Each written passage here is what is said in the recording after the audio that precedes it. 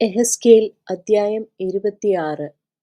11-ാം ആണ്ട് 1-ാം തീയതി യഹോവയുടെ അരുളപ്പാട് എനിക്കുണ്ടായതെന്തെന്നാൽ, മനുഷ്യപുത്രാ, യെരൂശലേമിനെക്കുറിച്ച് നന്നായി ജാതികളുടെ വാതിലായിരുന്നവൾ തകർന്നുപോയി, അവർ എങ്കലേക്ക് തിരിഞ്ഞിരിക്കുന്നു, അവൾ ശൂന്യമായി തീർന്നിരിക്കയാൽ ഞാൻ നിറയും എന്ന് സോർ പറയുന്നതുകൊണ്ട് യഹോവയായ കർത്താവ് ഇപ്രകാരം അരുളിച്ചെയ്യുന്നു.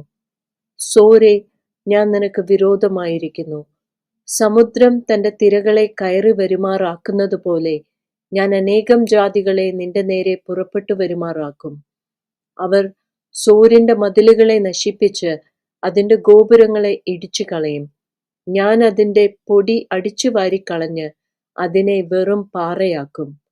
അത് സമുദ്രത്തിന്റെ നടുവിൽ വല വിരിക്കുന്നതിനുള്ള സ്ഥലമായി തീരും. ഞാനത് അരുളി ചെയ്തിരിക്കുന്നു എന്ന് യഹോവയായ കർത്താവിന്റെ അരുളപ്പാട്. അത് ജാതികൾക്ക് കവർച്ചയായിത്തീരും.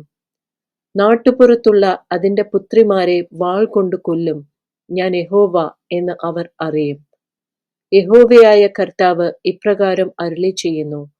ഞാൻ വടക്ക് നിന്ന് രാജാധിരാജാവായ നെബൂഖദ്നേസർ എന്ന ബാബേൽ രാജാവിനെ കുതിരകളോടും രഥങ്ങളോടും കുതിരച്ചേവകരോടും ജനസമൂഹത്തോടും വളരെ പടജ്ജനത്തോടും കൂടെ സോരിന് നേരെ വരുത്തും. അവൻ നാട്ടുപുറത്തുള്ള നിന്റെ പുത്രിമാരെ വാൾ കൊണ്ട് കൊല്ലും. അവൻ നിന്റെ നേരെ കൊത്തളം പണിത് വാടകോരി നിന്റെ നേരെ ഒരു മറ നിർത്തും. അവൻ നിന്റെ മതിലുകളുടെ നേരെ യന്ത്രമുട്ടികളെ വെച്ച് കോടാലി കൊണ്ട് നിന്റെ ഗോപുരങ്ങളെ തകർത്ത് കളയും. അവന്റെ കുതിരകളുടെ പെരുപ്പം കൊണ്ട് കിളരുന്ന പൊടി നിന്നെ മൂടും.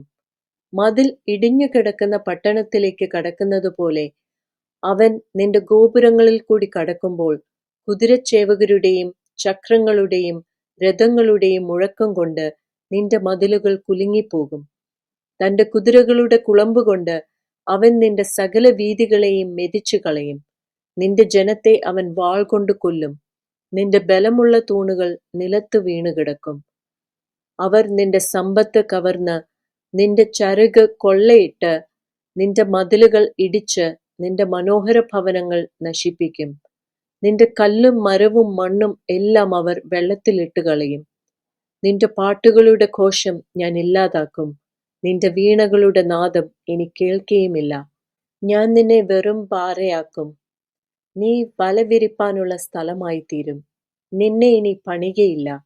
യഹോവയായ ഞാൻ അത് കൽപ്പിച്ചിരിക്കുന്നു എന്ന് യഹോവയായ കർത്താവിന്റെ അരുളപ്പാട്. യഹോവയായ കർത്താവ് സോരിനോട് ഇപ്രകാരം അരുളി ചെയ്യുന്നു. നിഹതന്മാർ ഞരങ്ങുമ്പോഴും നിന്റെ നടുവിൽ സംഹാരം നടക്കുമ്പോഴും നിന്റെ വീഴ്ചയുടെ ഒച്ചയാൽ ദ്വീപുകൾ നടുങ്ങിപ്പോകുകയില്ലയോ?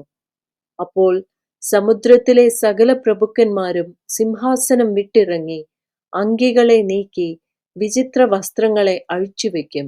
അവർ വിറയൽ പൂണ്ട് നിലത്തിരുന്ന് മാത്രതോറും വിറച്ചുകൊണ്ട് നിന്നെക്കുറിച്ച് സ്തംഭിച്ചു പോകും. അവർ നിന്നെ ചൊല്ലി ഒരു വിലാപം തുടങ്ങി നിന്നെക്കുറിച്ച് പറയും. സമുദ്രസഞ്ചാരികൾ പാർത്തതും കീർത്തിപ്പെട്ടതുമായ പട്ടണമേ, നീ എങ്ങനെ നശിച്ചിരിക്കുന്നു! നീയും നിന്റെ നിവാസികളും സമുദ്രത്തിൽ പ്രാബല്യം പ്രാപിച്ചിരുന്നു.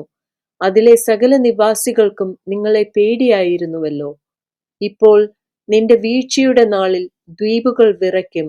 അതെ, സമുദ്രത്തിലെ ദ്വീപുകൾ നിന്റെ നിര്യാണത്തിങ്കൽ ഭ്രമിച്ചു പോകും. യഹോവയായ കർത്താവ് ഇപ്രകാരം അരുളി ചെയ്യുന്നു.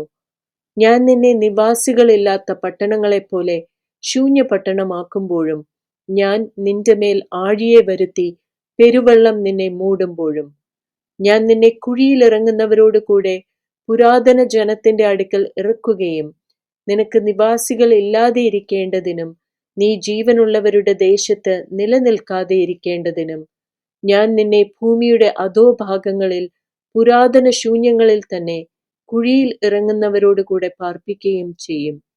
ഞാൻ നിന്നെ ശീഘ്രനാശത്തിന് ഏൽപ്പിക്കും. നീ ഇല്ലാതെ ആയിപ്പോകും. നിന്നെ അന്വേഷിച്ചാലും ഇനി ഒരിക്കലും നിന്നെ കണ്ടെത്തുകയില്ല എന്ന് യഹോവയായ കർത്താവിന്റെ അരുളപ്പാട്.